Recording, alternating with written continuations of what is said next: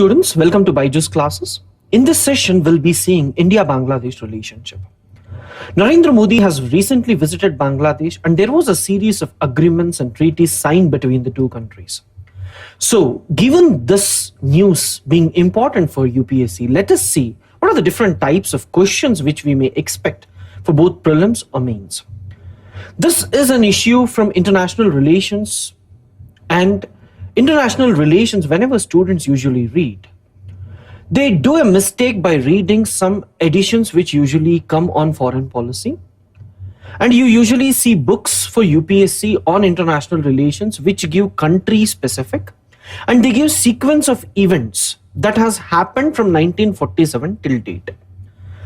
Just take an example. If the book is written in 2013 or 2014 also, if you're reading India-Sri Lanka relationship, India's relationship with Sri Lanka till Rajapaksa was in power was different from what is happening today. India's relationship with Bangladesh before Modi government and after Modi government is different.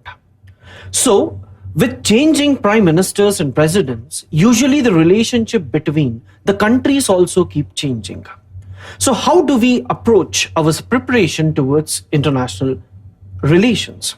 So here, what we would be doing in this session is that India-Bangladesh will just take this as an example to show how we should actually approach for international relations.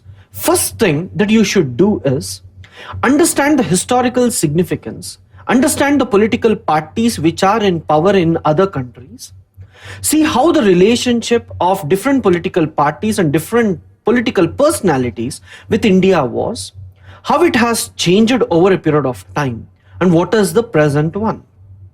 Along with this, you should see there are some long-standing issues between India and its neighbors especially. So identify those issues and try to see what has happened in that particular issue right from independence till now, rather than going the other way around. That is, when you take sequence of events, you usually get 1971 Bangladesh got independence, 1972 Farakka barrage was constructed, 1975 Sheikh Mujibur Rahman died. So this is not the order in which you need to read. You need to get a complete understanding about a particular issue. UPSC will not give you any questions about directly asking what is the relationship between India and Bangladesh. They usually give you a particular dispute or any event and ask you to elaborate on India and Bangladesh relationship on that particular stuff. So given this, first let us see what is the basic relationship between India and Bangladesh. How does it change with political parties? I hope most of you are aware that 1970, 1971 is the time when Bangladesh got independence. In 1970, there was elections in Pakistan, West Pakistan and East Pakistan. East Pakistan was actually headed by Sheikh Mujibur Rahman and his political party. Sheikh Mujibur Rahman won and he was about to take power. But the West Pakistan, dominated by the Punjabis, did not want a Bengali to come to power. So at that point of time, there was civil war between East Pakistan and West Pakistan, or the supporters of West Pakistan and Bengalis within Bangladesh. And most of the refugees, even including Sheikh Mujibur Rahman, he came to India and he was staying in India. India helped the Bengali brothers and they got independence in 1971. Given India's role in its independence, Sheikh Mujibur Rahman and his political party, Awami League, supported India. At this point of time, if you take globally, Sheikh Mujibur Rahman became pro-India and anti-Pakistan. This was 1970-71 was Cold War era. At that point of time, Pakistan was part of US. So Sheikh Mujibur Rahman government was rejected by United States. There was an all-weather friend of Pakistan, that is China. China also rejected Bangladesh. Then India, which was another country which was pro, it was USSR. So the Sheikh Mujibur Rahman and the Awami League was pro-India and USSR, and it was anti-Pakistan, US and China. Next, if you take in 1975, Sheikh Mujibur Rahman was assassinated, and Ziaur Rahman, there was a military coup in Bangladesh, and Ziaur Rahman came to power. So Ziaur Rahman, when he replaced, when Sheikh Mujibur Rahman was killed, and Ziaur Rahman, when he came to power, India did not support Ziaur Rahman. So Ziaur Rahman became anti-India because he was not supported politically, and he was anti-USSR. But he was pro-US and pro-China.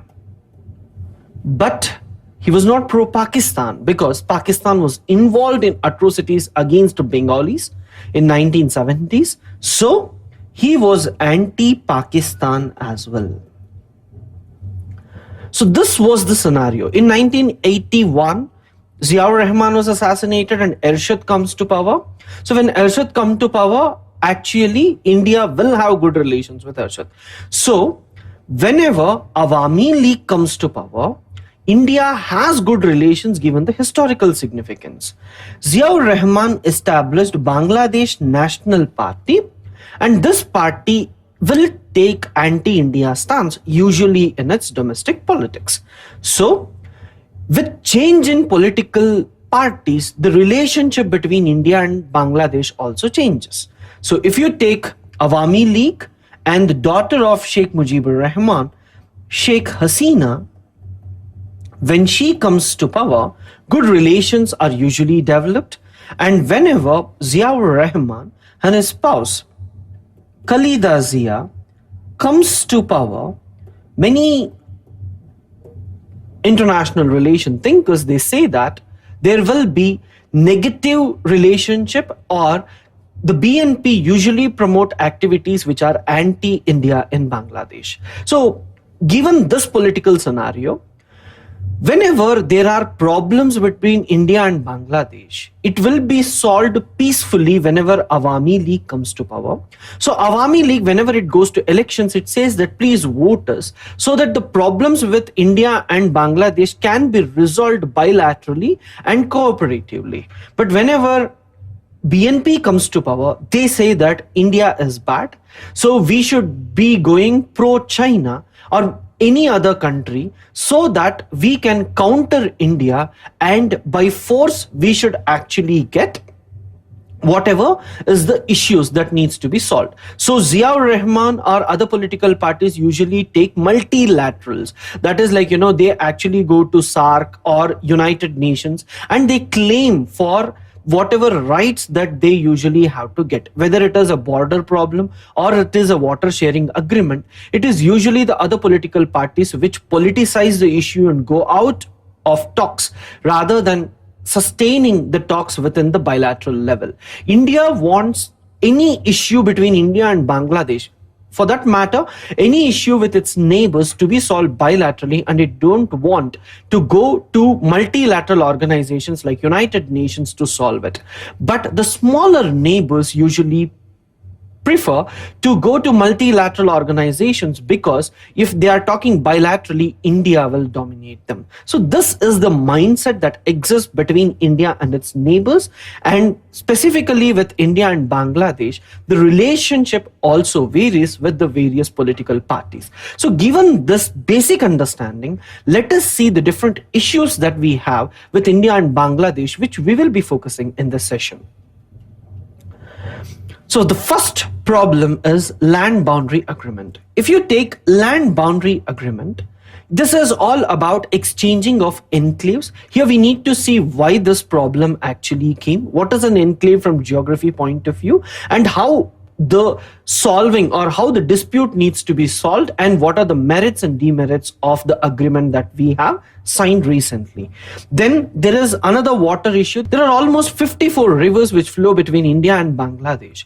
So Bangladesh is completely dependent upon the waters which flow from India.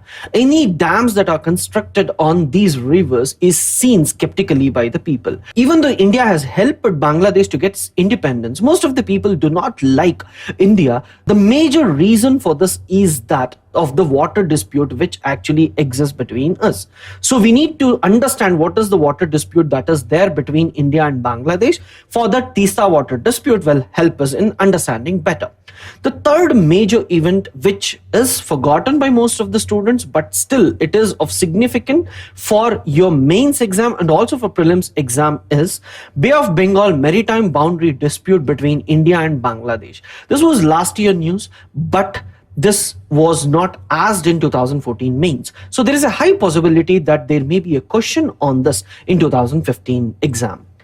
The next important treaty, which is forgotten but still in news because of India-Bangladesh visits and the improving significance between the two, is Indo-Bangladesh Extradition Treaty. There we need to see the militants like Arabinda Rajakova and other ULFA leaders, and also NSCN and other militants who usually hide in Bangladesh. If they're caught in Bangladesh, how we extradite them? What are the principles that are involved? Given the scenario in Northeast and the militancy misusing the porous borders between India and Bangladesh, it is important for us to have an extradition treaty, and India and Bangladesh have recently agreed on that. So let us see what are these issues in international relations. Whenever you take any topic, any country, don't just go by issues like, one after the other. Take one issue at a time and go in detail, as we do in this particular lecture. So first, let us take land boundary agreement. India and Bangladesh. So earlier it was Pakistan, East Pakistan and West Pakistan. After 1947 till 1971, Pakistan was there. So you had some issues in border between India and Bangladesh, Kashmir between Pakistan and India today, but with Bangladesh also, there was no proper demarcation of the territory. The reason being, there were few enclaves which were present on either side of the territory, which actually belonged to other country. That is, what I mean to say here is, there were few territories of Bangladesh present deep inside Indian territory, and there were few territories of India present deep inside Bangladesh. So there was a need for us to exchange these enclaves, which was not possible till today. So to understand the problem, let us see first what an enclave means, or what is an enclave. So if you take enclaves, right? You see first order enclave, second order enclave, third order enclave, or counter enclave and exclaves. UPSC may give you prelims based questions on these terms. So first we should see what is the meaning of an enclave and an exclave. If you see this particular picture, you can see, if you take this as A, country A, along the red color is country A. Along with this, you can see red color here, A4, this is A5. Let me call this as A1, this as A2, and this as A3. Right. If you see, the territory of A is not present at one particular place. It is distributed between other countries as well. So what is an enclave? So if I tell enclave is a part of a territory or part of country's territory which is surrounded by other countries' territory. That means if you take the case of A3 or A4, okay, A4 is actually surrounded by E. So A4 is an enclave. If you take A3, A3 is present outside the territory of A, and it is surrounded completely by a foreign territory. So we call it to be exclave. Enclaves, exclaves, sometimes enclaves are also exclaves, exclaves are also enclaves.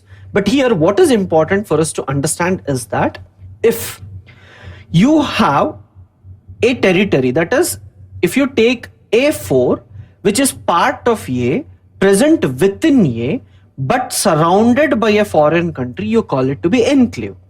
If a part of A is present outside the political boundary of A, physical boundary of A, and it is surrounded by a foreign territory, then you call it to be an exclave. But if you take A2 and A1, if you take A2, A2 is surrounded by foreign countries, but it is not surrounded by only one country. So if a territory is not covered only by one foreign country, you do not call it to be an enclave. Here, if you take, you have A1, only partially it is covered. So it is not completely surrounded by other territory. You will not call A1 to be an enclave or an exclave. So here, what is important for us to understand, enclave is a piece of land of a particular country surrounded by a foreign territory. If it is present within India, we call it to be enclave. If it is present outside India, we call it to be exclave. So between India and Bangladesh, if you see, Bangladesh territories are present within India, West Bengal, Assam, Meghalaya, Tripura. In these places, you usually see that Indian enclaves are present, and Bangladesh enclaves are present within India, and Indian enclaves are also present within Bangladesh. Why did this happen? Historically, it has been said that there were two kings who were playing cards or chess, and if one person lost, two kings are playing, and if one king loses, he gives that particular territory to the other king. If another king wins, he will get other territory. So in this fashion, what usually happened, if you have a territory, India, it may be surrounded by another territory, Bangladesh. Again, you may have Indian territory around it. Okay. If you have Bangladeshi territory completely surrounded by Indian territory, you call it to be first order enclave. If you have again Bangladeshi territory coming around, you call it to be second order. If you have another one, Indian territory, then you call it to be third order or counter enclave. Different definitions from prelims point of view. So given the historical significance, the two kings played, and some portions were distributed on either side. 1947, the kings were asked either to join India or Bangladesh. So one king joined India, another king joined Pakistan. Usually what happened, when one king joined India, if you take Bangladesh, let us say here you had Indian territory. Okay. So actually, after that king joining India, this particular portion also becomes India's. There was one particular portion here which was of Pakistan's, which should have gone to Pakistan. But India and Pakistan failed to make an agreement to exchange this particular border. So this actually led to lot of trouble for the people who were actually staying here. These were not uninhabited highlands. People were present in this particular areas. Take for example, the people who are present in Bangladesh. How will they visit Bangladesh? If there is a crime in this particular area, and if Bangladeshi police want to come into this particular area, they have to cross Indian border. India will not allow them to come into Indian border. On the same hand, if Indians who are present on the Bangladeshi border, if they have to come to India, they have to take permission from Bangladesh. Bangladesh will not give permission. This had actually created lot of trouble for the people who were staying in these enclaves. So the only way to get rid of this problem was, if land or enclaves is on Indian side, all these enclaves should belong to India. If the enclaves are there on the Bangladeshi side, all these enclaves should actually belong to Bangladesh. Until and unless such an agreement is done, then nothing of this sort, no exchange can be possible. So what all were the major measures taken to solve this particular issue? Let us see historically. So if you see, in 1958, Jawaharlal Nehru and the Pakistani head at that particular point of time, noon, there was an agreement between these two in 1958 to solve the enclaves issue. But the deterrent scenario between India and Pakistan at that point of time did not allow for an agreement to come. 1971, after Awami League came to power, India and Bangladesh, especially the Indira Gandhi and Sheikh Mujibur Rahman, they went for a land boundary agreement in 1974.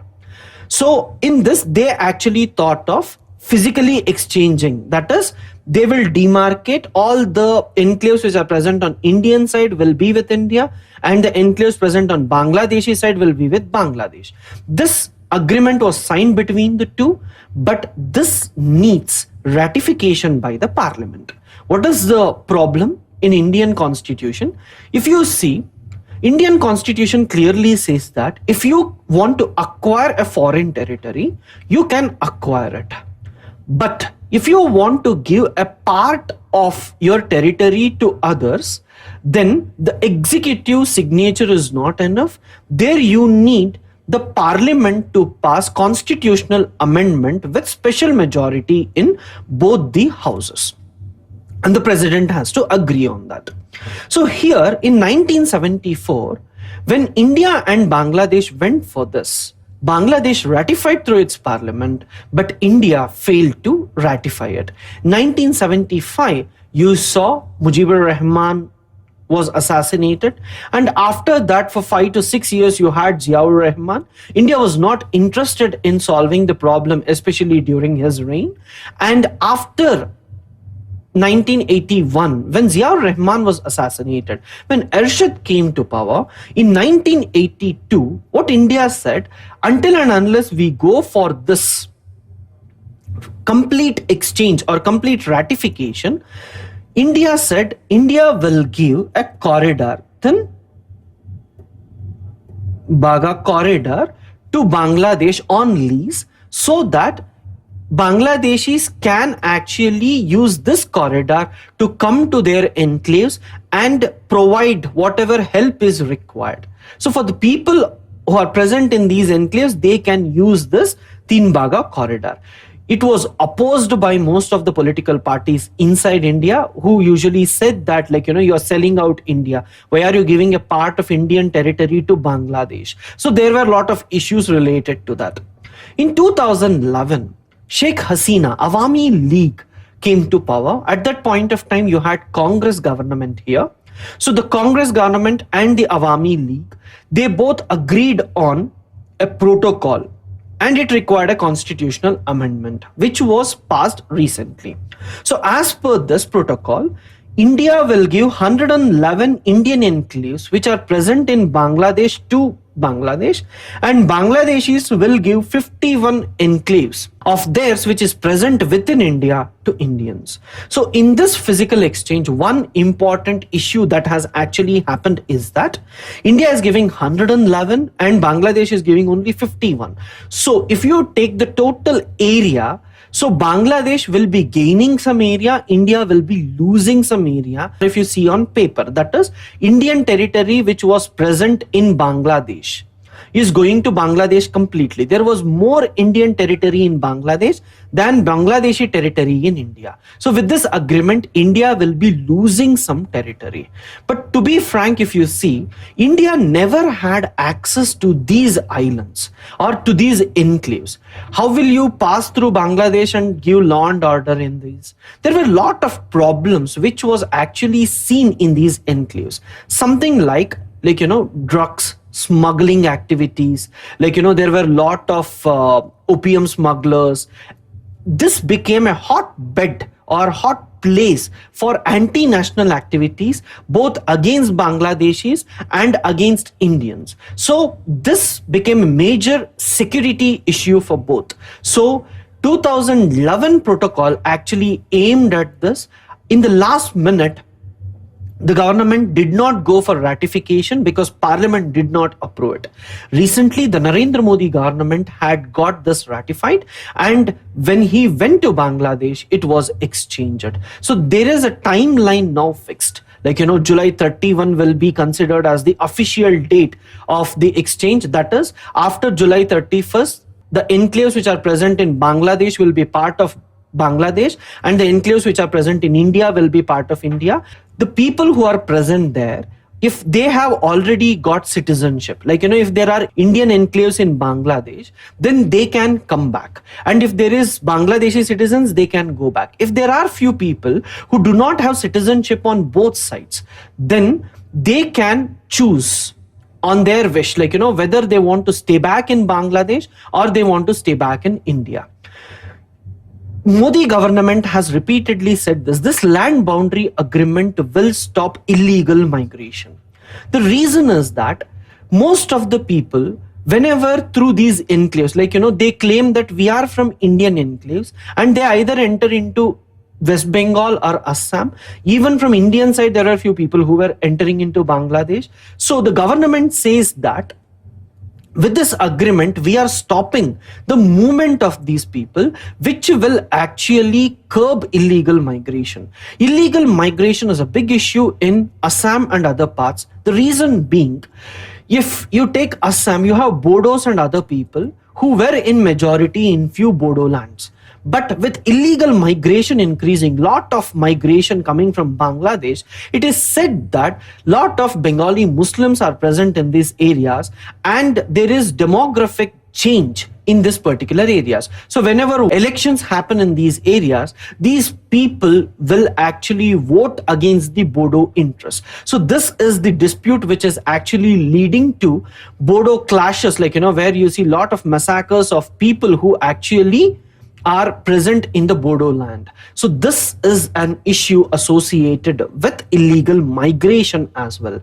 So land boundary agreement between India and Bangladesh is seen as a positive step. Sheikh Hasina, who did not actually attend Narendra Modi's swearing in ceremony, was actually going closer towards China. Though in the beginning, China had bad relations with Awami League, China actually started having good relations with both the political parties, because at the end of the day, China was more concerned about its economic gains rather than the political influence. So Sheikh Hasina was also going closer once Modi government came to power in India. But with Modi government signing these treaties, it has built a lot of confidence in the Bangladeshi people who are actually coming closer to India. I'll tell other important things that has happened due to these agreements. So due to this agreement, smuggling, illegal activities and trans-border crimes like, organized crimes, women trafficking and all have been controlled. This is an issue related land boundary agreement. So let's take other issue, that is Teesta water dispute. So you have almost around 54 rivers which passes between India and Bangladesh. Bangladesh, being a lower riparian, is usually dependent upon these rivers.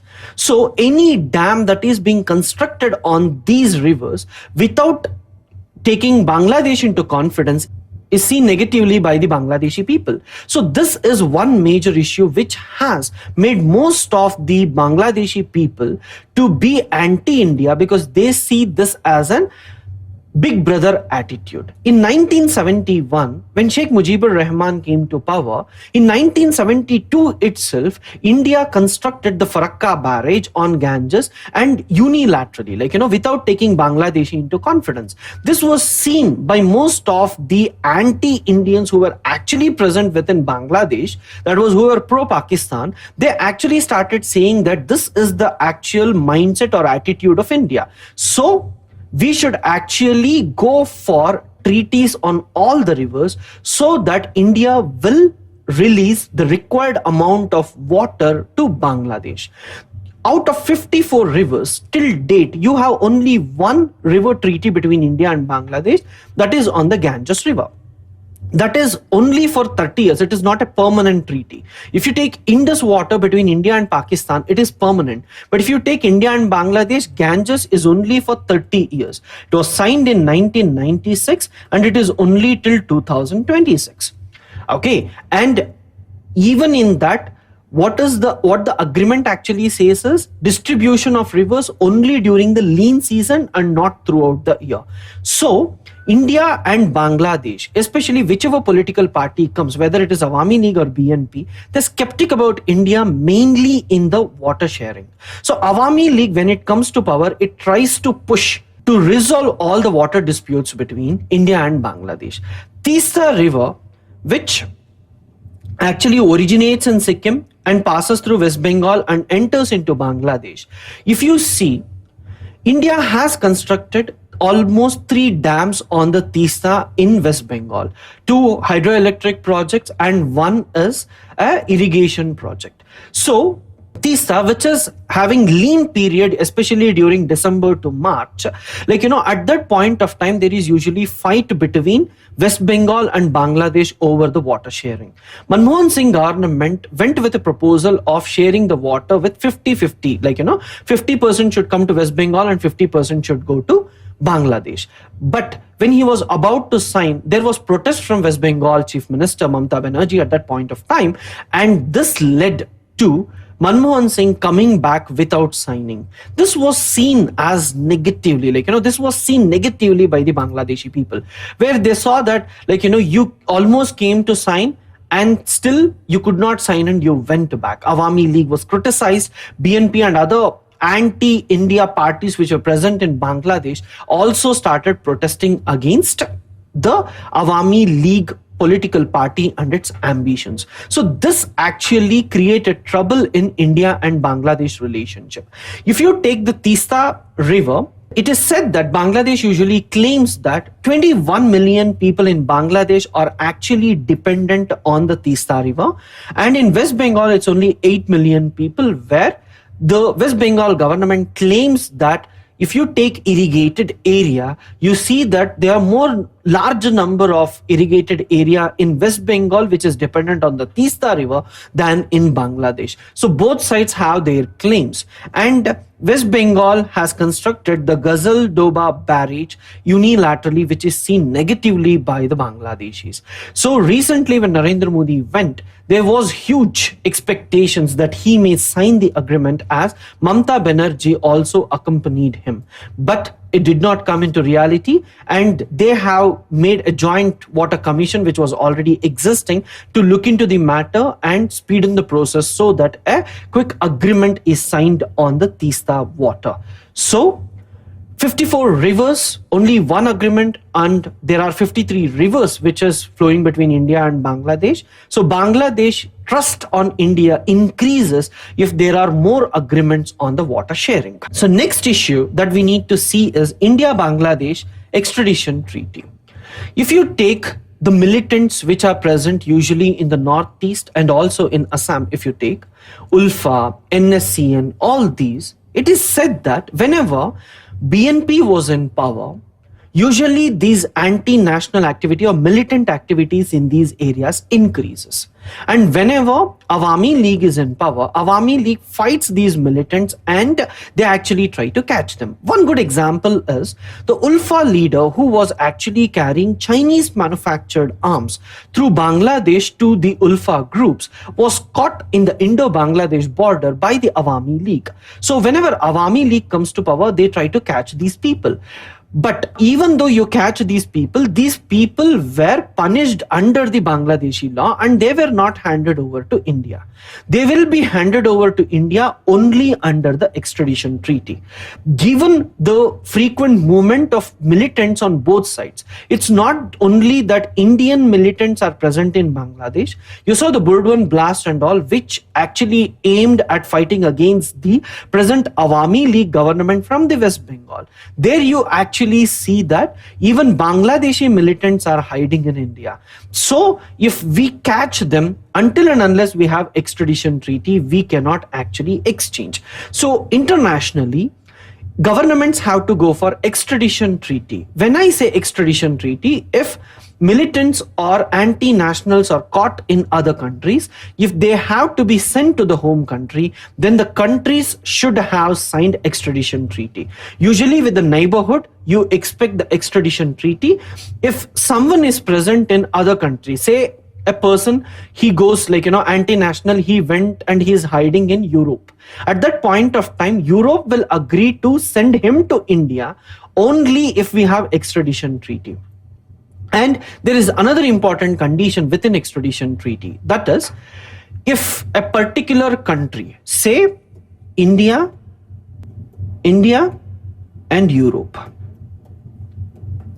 Okay, so if an Indian national is captured in Europe, Europe is a country which say no to no capital punishment in European Union.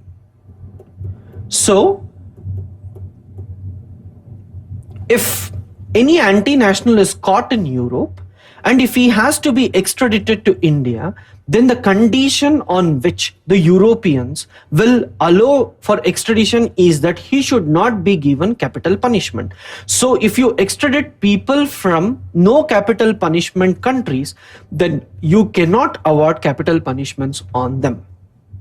India and Bangladesh extradition treaty is extremely important given the porous borders, and India and Bangladesh both have the capital punishment, so no other obligations will be usually made. The other major issue between India and Bangladesh that you need to focus is maritime boundary dispute between India and Bangladesh. What exactly is the maritime boundary dispute? If you take Bay of Bengal, it is shared by India, Bangladesh and Myanmar.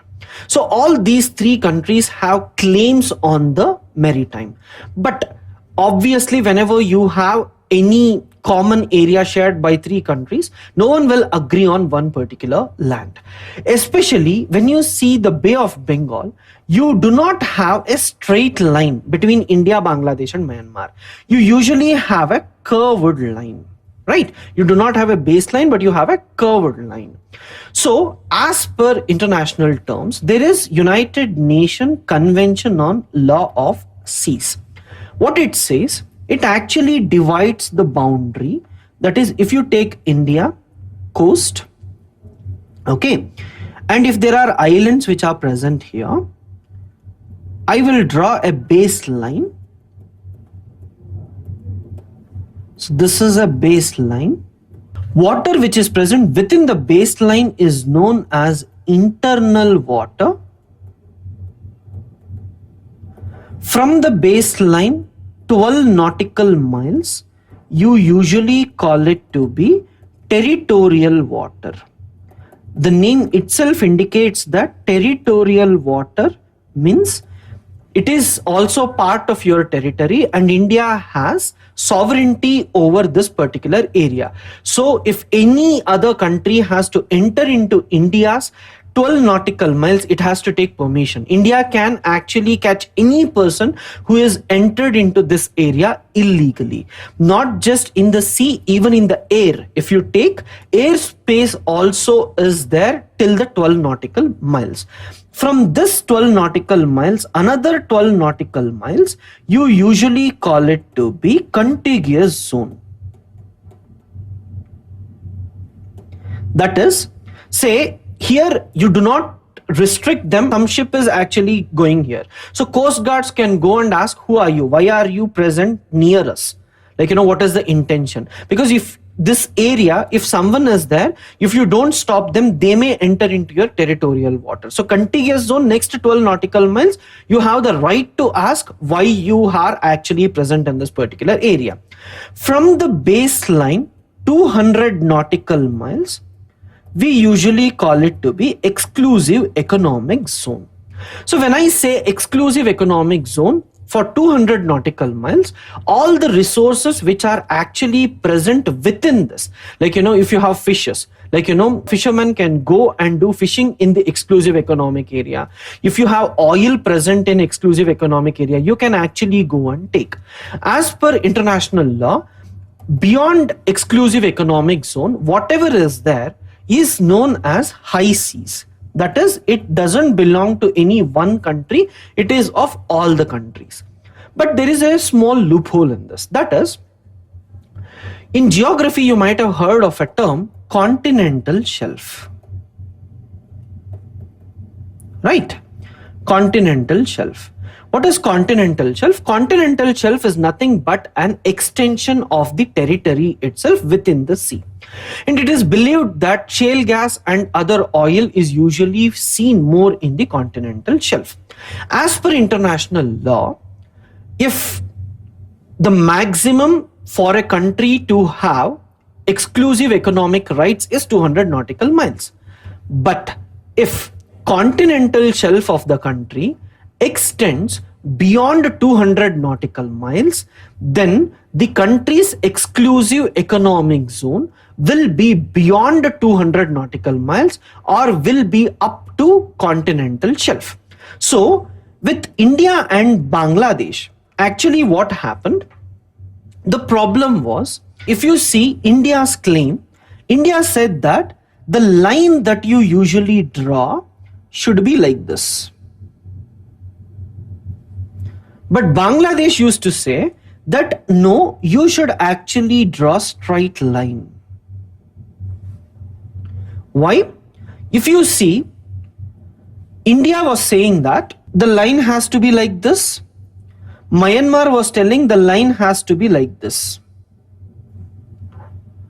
But if Bangladesh joins like this, as per India's claim and Myanmar's claim, then what happens? It will actually lose the exclusive economic zone 200 nautical miles, and it will also not get the continental shelf, which is actually extending beyond the Bangladesh border. So Bangladesh said that if you actually go in this way, I will lose my continental shelf.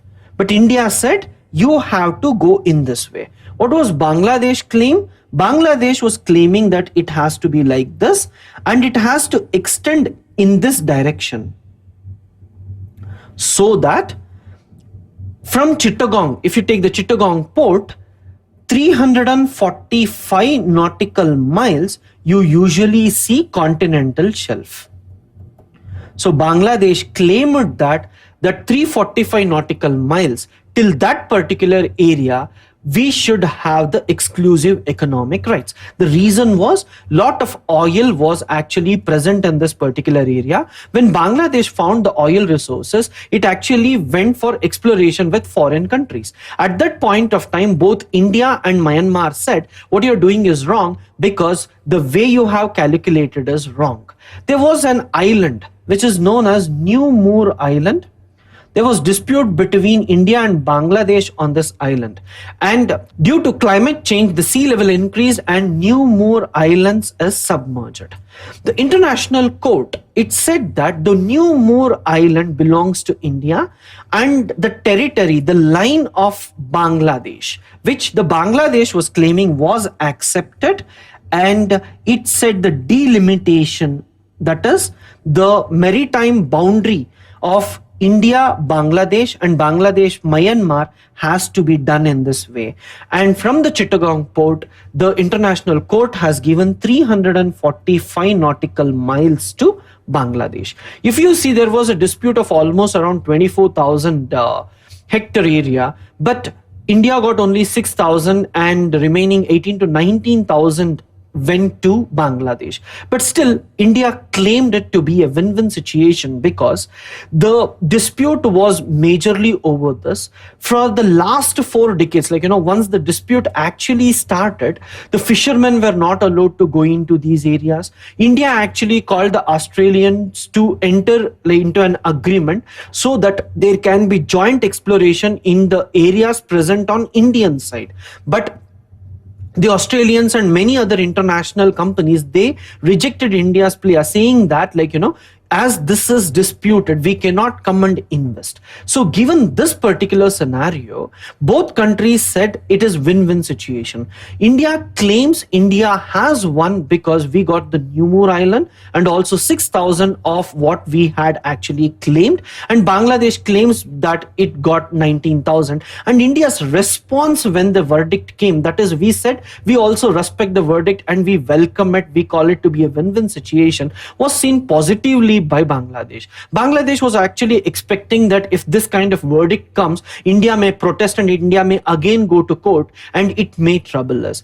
Given this particular scenario, what has opened us, most of the fishermen can go and utilize, and at the same time, the benefit is that if Bangladesh goes for oil exploration, India can also invest in this, and India can also explore the oil which is present in this particular area.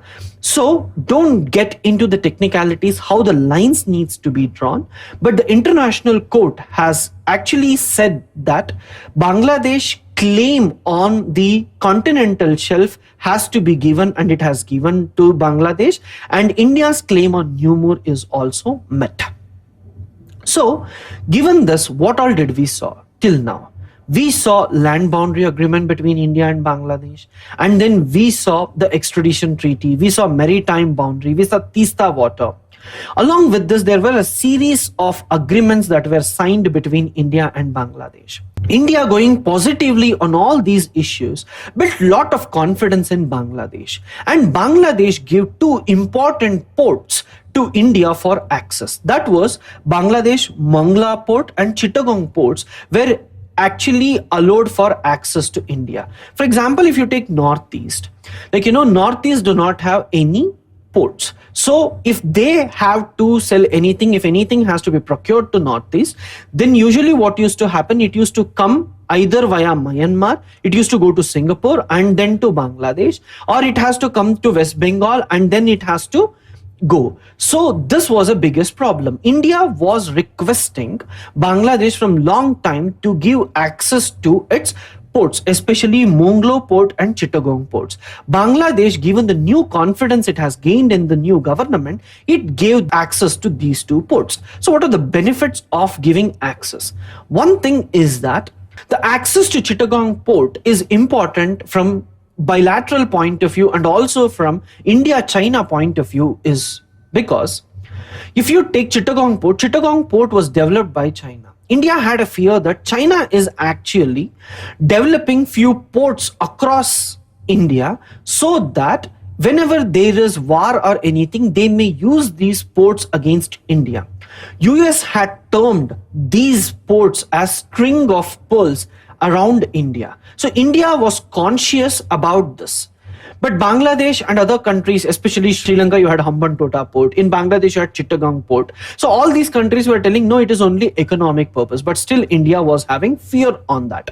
But today, as India has got access to Chittagong port, so many people are claiming that Modi government has removed one pearl from the string of pearls of China by gaining access to Chittagong port, and China cannot use Chittagong port for anti-national activities. This is one. Bilaterally, if you take, SAARC is a big failure. The reason being India and Pakistan act as a hurdle. Relationship between India and Pakistan acts as a hurdle for any development that happens in SAARC. So most of the people, they say that please look into sub-regional organization. Regional organization, SAARC. Sub-regional organization within SAARC, if you take 4 countries, that is Bangladesh, Bhutan, India and Nepal. So most of the analysts, they say that you 4 have to come together and you try to go for sub-regional organization.